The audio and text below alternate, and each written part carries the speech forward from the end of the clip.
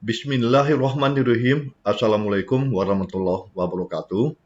Rekan-rekan peminat rekayasa teknik sipil. Selamat ketemu lagi dengan saya, Roni Ardiansah, dosen teknik sipil Universitas Islam Riau, dalam rangka menyampaikan sepenggal kisah-kisah permasalahan, problema, serta solusi keteknikan dalam dunia teknik sipil. Nah, saksikanlah dan tontonlah. Ya, dalam pertemuan kali ini, saya akan menyampaikan materi kuliah, salah satu mata kuliah yang saya asuh, yaitu tentang pengantar ilmu ekonomi teknik. Adapun materi kuliah yang disampaikan adalah tentang apa yang dimaksud dengan ilmu ekonomi teknik, tentang asal ilmu ekonomi teknik, dan peranan ilmu ekonomi teknik secara umum. Ya, ilmu ekonomi teknik sangat penting dalam dunia teknik sipil dan sangat besar peranannya, yaitu dalam rangka menganalisis bangunan-bangunan teknik sipil. Coba lihat gambar di atas ini, ya, sebelah kiri atas ada jalan layang, ada gedung pencakar langit, ada sini perumahan, mungkin bendungan, pabrik, dan lain-lainnya. Ya, lalu kita dapat mendefinisikan bahwa ekonomi teknik atau engineering economic adalah disiplin ilmu yang berkaitan dengan aspek-aspek ekonomi dalam teknik yang terdiri dari evaluasi sistematika, dari biaya-biaya dan manfaat-manfaat usulan, proyek-proyek teknik. Ekonomi teknik melibatkan analisis-analisis teknis yang menitikberatkan pada aspek-aspek ekonomi dan bertujuan untuk membantu pembuatan keputusan ekonomi teknik mencakup prinsip-prinsip dan berbagai teknis matematis untuk mengambil keputusan ekonomi. Nah, ekonomi teknik juga merupakan ilmu yang memuat tentang cara membuat pertimbangan dalam menyelesaikan suatu masalah dalam bidang keteknikan dengan alternatif yang ada berdasarkan faktor-faktor dan kriteria ekonomi. Dengan mempelajari mata kuliah ini, diharapkan seorang engineer teknik sipil dapat mengambil keputusan terbaik dari banyak alternatif yang ada. Nah, perlu dicatat, perlu digarisbawahi bahwa ekonomi teknik tidak pernah lepas dari ilmu teknik, khususnya yang kita pelajari ilmu teknik sipil. Dalam pemilihan investasi proyek, ekonomi teknik juga mempunyai peranan yang besar untuk mengadakan evaluasi analisis. Sebagai contoh, ya, hanya salah satu contoh kasus suatu lahan kosong.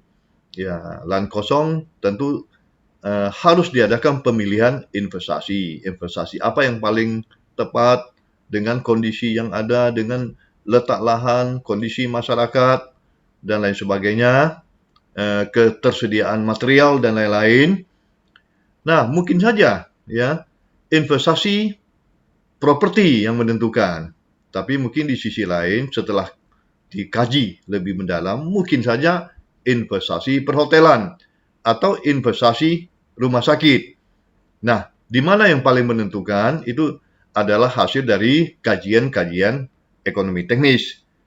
Nah, di mana masing-masing alternatif ini memiliki keuntungan dan kerugian yang berbeda-beda, jenis dan jumlahnya, sehingga meski dengan berbagai rancangan prediksi yang sangat masuk akal sekalipun, terkadang keputusan yang diambil dapat berbeda dengan kenyataan yang ada. Hal ini dikarenakan atau dikenal dengan risiko. Dalam mengambil keputusannya yang berdasarkan faktor-faktor atau parameter tertentu yang tidak diketahui dengan pasti, mengharuskan kita menganalisa besaran pengaruh faktor-faktor tersebut saling mempengaruhinya. Jadi antara salah satu faktor dengan faktor lain yang saling mempengaruhinya, yang dikenal dengan analisis sensitivitas. Kemudian peranan ekonomi teknik dan analisisnya juga bisa dalam contoh berikut ini yang merupakan pemilihan metode pelaksanaan. Dalam contoh kasus ini, misalkan kita mengadakan suatu galian tanah, apakah investasi studi ya analisis ekonomi teknik jatuh ya atau memilih menggunakan alat berat yang nampak di sebelah kiri ini ya atau menggunakan secara manual dengan tenaga manusia hanya dengan manpower saja. Nah, bisa jadi kalau galian tanahnya mempunyai kuantiti yang cukup besar, ya kita akan menggunakan alat berat. Sedangkan kalau kuantitinya kecil, hanya bisa dikerjakan beberapa orang dan dalam waktu yang sangat singkat, mungkin hanya 1 harian untuk tenaga manpower atau beberapa jam hanya dengan alat berat. Tentu dalam volume yang kecil, kita akan lebih menguntungkan kalau menggunakan manpower. Ya, jika kita menggunakan alat berat, ya kalau dengan manpower hanya menggunakan beberapa orang, tentu dengan biaya yang cukup murah dibandingkan dengan menggunakan alat berat, eskavator, yang mobilisasi dan demobilisasinya sudah sangat mahal sekali, hanya untuk mengerjakan beberapa meter galian. Jadi, tentu masalah sumber daya dan peralatan ini tentu mempunyai keterbatasan.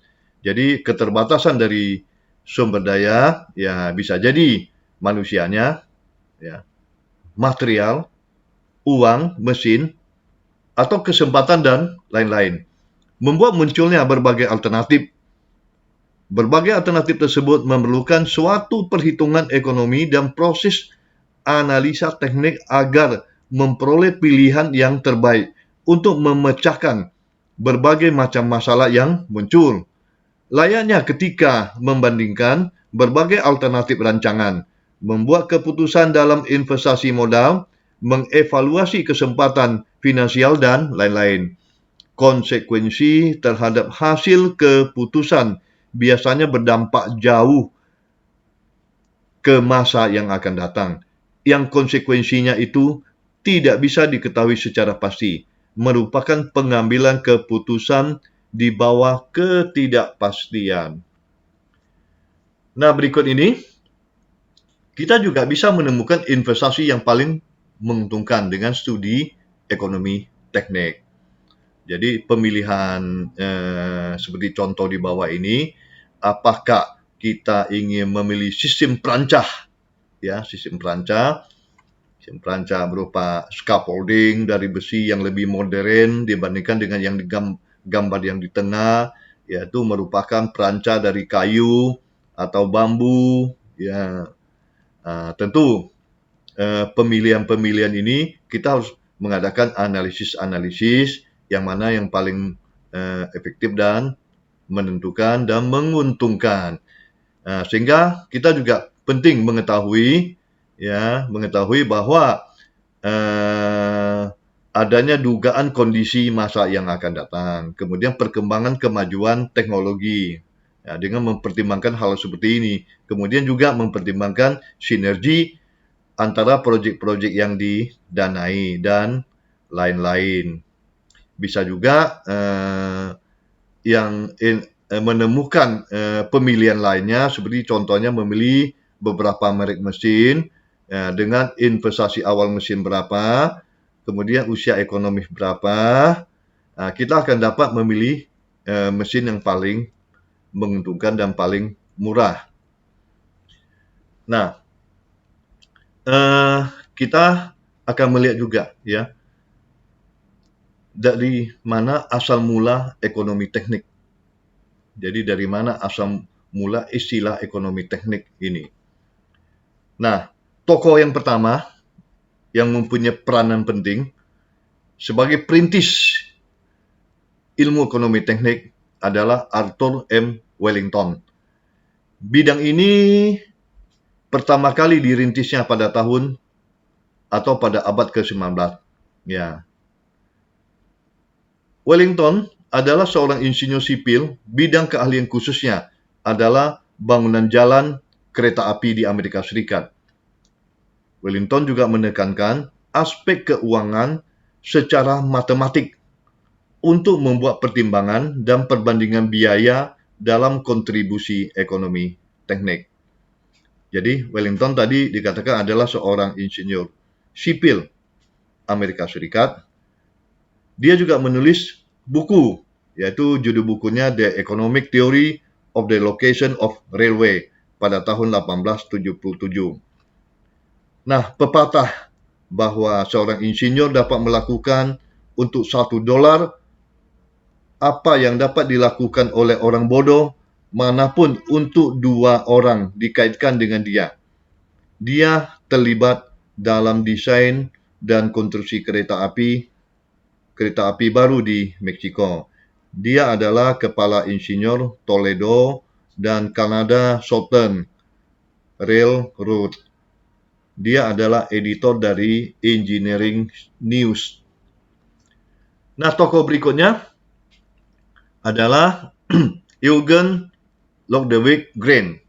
Jadi Grain dilahirkan atau pada tahun 1930, ya. Jadi tahun 1930 Grain menerbitkan edisi pertama dari buku teksnya. Ini merupakan tonggak sejarah perkembangan ekonomi teknik. Jadi tonggak sejarah perkembangan ekonomi teknik ini dipelopori oleh Grain. Seperti kita ketahui saat ini, ia menekankan pengembangan sebuah titik pandang ekonomi dalam engineering. Grain juga seorang sarjana atau insinyur sipil, ya, yang pendidikannya dari Amerika. Ia lulus dengan gelar BS dari University of Wisconsin pada tahun 1917. Ia mulai mengajar pada tahun 1920 di Montana State University dan kemudian pada tahun 1930 di School of Engineering University Stanford, di mana ia mengajar sampai tahun 1962. Ia dikenal karena karyanya di bidang ekonomi teknik, dengan buku teksnya pertama kali diterbitkan pada tahun 1930. Grain adalah pewaris intelektual dari karya yang dilakukan oleh John Charles Lounsbury Fish yang menerbitkan Engineering Economics First Principle pada tahun 1923, memberikan jembatan kritis antara Grain dan upaya perintis Arthur M. Wellington dalam bukunya Ekonomi Teknik, bekerja pada tahun 1870-an. Yang ketiga, perintis ketiga tiada lain adalah Wood dan Degarmo, itu pada tahun 1942. Dia juga menulis edisi pertama dari buku yang berjudul Engineering Economy. Pada tahun 1942, ya, tadi dikatakan bahwa dia menulis buku yang berjudul Engineering Economy, mengidentifikasi pemilihan keputusan di antara alternatif-alternatif yang ada. Kemudian mendefinisikan hasil identifikasi untuk analisis-analisis berikutnya. Nah, sekarang kita melihat pengaruh, ya, studi ekonomi teknik dalam dunia teknik sipil. Saya hanya ambil beberapa sampel saja, yaitu 3 sampel, ya, di mana di sini ilmu ekonomi teknik dapat diterapkan di banyak bidang termasuk engineering. Ya, kita lihat berikut nih ilustrasi pentingnya ekonomi teknik. Ya, yang di sini kita nampak pentingnya ilustrasi ekonomi teknik dalam pembangunan pabrik.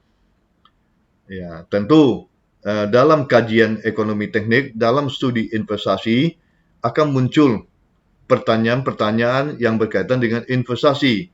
Seperti, mengapa suatu atau sebuah pabrik dibangun?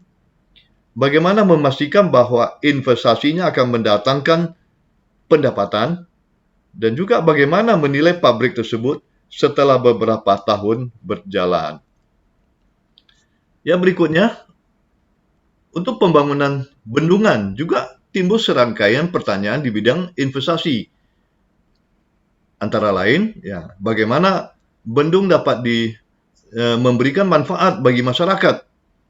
Apa manfaatnya? Dan bagaimana mengetahui dampak ekonomi bagi pemindahan penduduk yang sering terjadi dalam proyek banjir?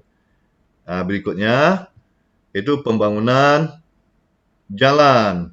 Tentu juga akan sama ya. Ada kajian-kajiannya. Timbul pertanyaan mengenai kajian investasi atau perbandingan-perbandingannya. Misalkan bagaimana mengetahui manfaat pembangunan jalan, atau bagaimana mengetahui kelayakan jalan. Lebih bermanfaat yang mana, pembangunan dengan padat karya atau dengan mesin. Nah, dari beberapa contoh ilustrasi di atas, diketahui pada studi keteknikan ilmu ini sering digunakan untuk merancang alternatif-alternatif untuk memecahkan masalah dengan mencoba merumuskan alternatif sebanyak mungkin yang dapat dan untuk memecahkan masalah. Jadi materi ini juga saya kutip, beberapa materinya saya kutip dari atau sumbernya dari HTTP Haryono Putro, HTTP Ridwan, dan lain-lain. Ya, demikian, sekian dan terima kasih.